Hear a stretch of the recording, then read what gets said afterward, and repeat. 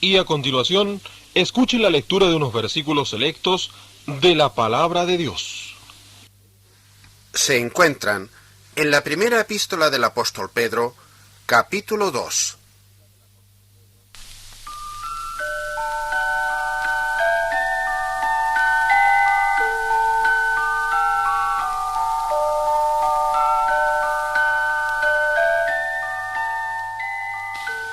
Desechando pues toda malicia, todo engaño, hipocresía, envidias y todas las detracciones, desead como niños recién nacidos la leche espiritual no adulterada, para que por ella crezcáis para salvación, si es que habéis gustado la benignidad del Señor.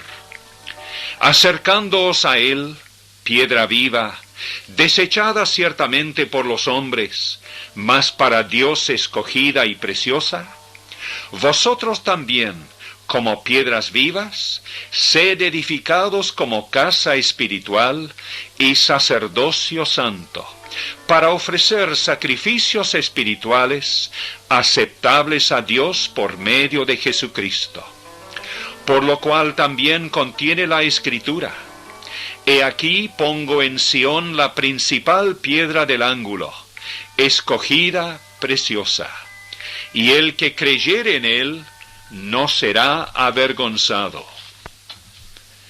Cristo llevó él mismo nuestros pecados en su cuerpo sobre el madero, para que nosotros, estando muertos a los pecados, vivamos a la justicia, y por cuya herida fuisteis sanados.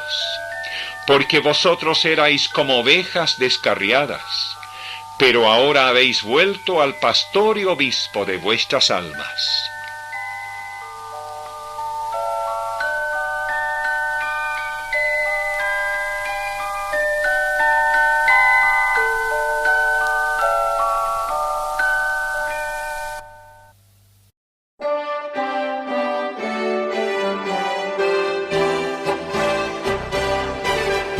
Iglesia de Cristo, reanima tu amor y espera velando a tu augusto Señor.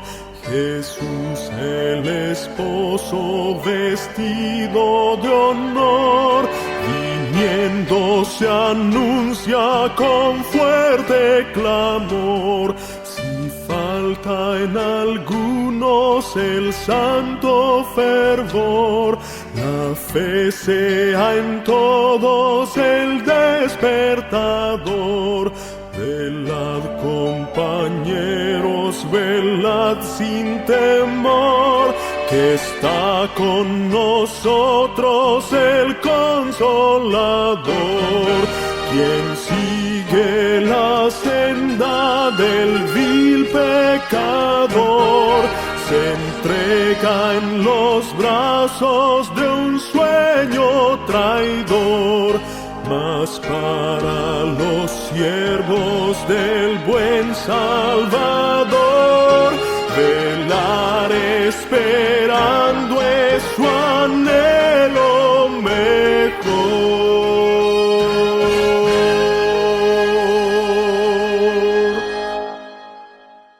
Si usted desea contactarse con nosotros, le invitamos para que al final de este programa tome nota de nuestras direcciones.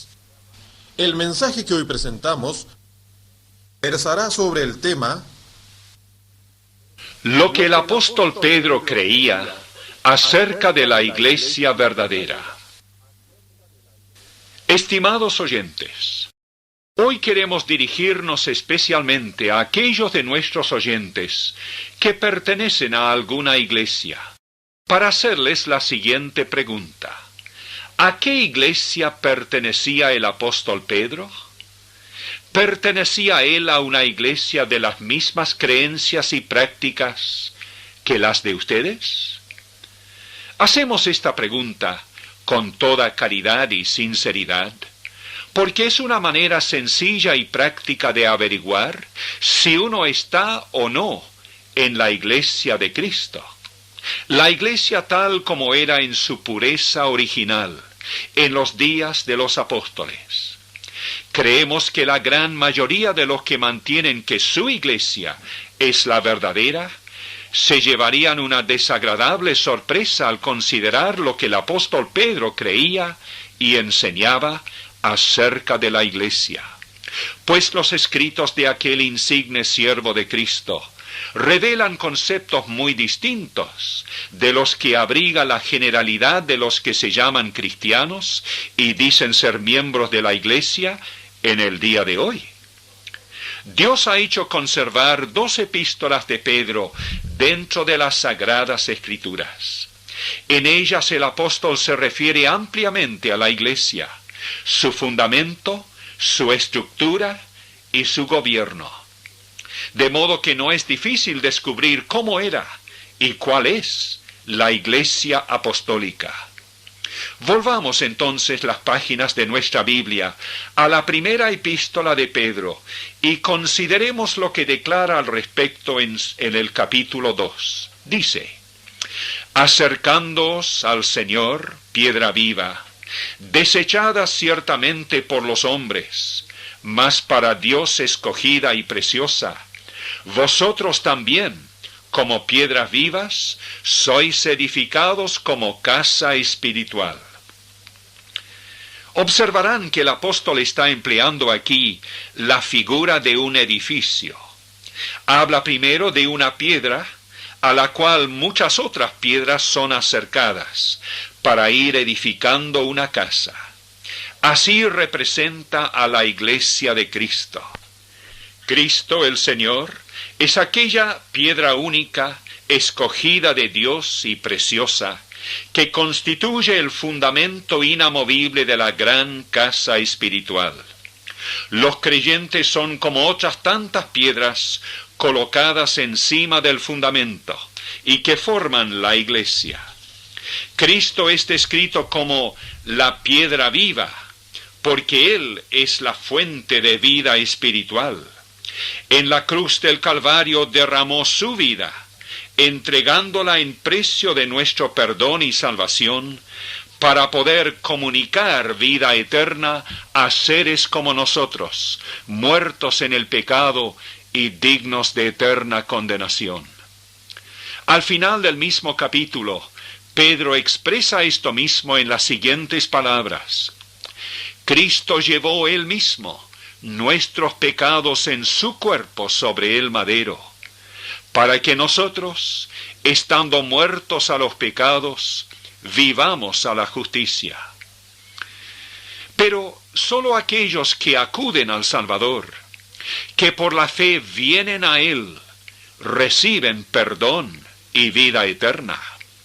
Por eso escribe Pedro: acercándoos a Él, vosotros como piedras vivas. Es ese contacto vital de la fe, ese acercamiento personal al Salvador viviente, que hace del pecador arrepentido una piedra viva en la casa espiritual, un miembro genuino de la iglesia. En el capítulo 1 de esta misma carta, el apóstol describe a los cristianos como rescatados, purificados y renacidos. Fueron rescatados de una vida vana cuando confiaron, no en cosas corruptibles como oro y plata, sino en la sangre preciosa de Cristo. Habían sido purificados de sus pecados cuando oyeron y obedecieron la verdad del Evangelio, y renacieron al recibir en sus corazones la palabra viviente de Dios, que transformó sus corazones y les impartió una vida nueva. Y bien, es muy significativo que Pedro no hace referencia a la incorporación de sus lectores a la iglesia, hasta dejar bien en claro que habían sido así salvados. Pues es en el capítulo 1 donde dice que habían sido ya rescatados, purificados y renacidos. Y recién en el capítulo 2 dice que eran edificados como piedras vivas en la casa espiritual que es la iglesia. De esta manera vemos con perfecta claridad que para Pedro y los demás apóstoles, la iglesia no se compone de personas que buscan la salvación, sino de las que ya la poseen. No de piedras muertas, sino de piedras vivas. Personas que ya tienen vida eterna. Y el que no posea vida eterna, no pertenece aún a la iglesia de Cristo. Además, es evidente que Pedro no creía que era el bautismo, ni la confirmación, ni la primera comunión, u otro rito alguno, que hacía a la persona miembro de la iglesia. Debía haber un acercamiento de corazón al Señor, una entrega personal, consciente a Él, antes de que el pecador se supiera salvo y unido a Cristo en su iglesia. ¿No es evidente también por este pasaje que Pedro mismo nos da la interpretación clara y cierta de aquella declaración que el Señor le hiciera años antes? Tú eres Pedro, y sobre esta roca edificaré mi iglesia.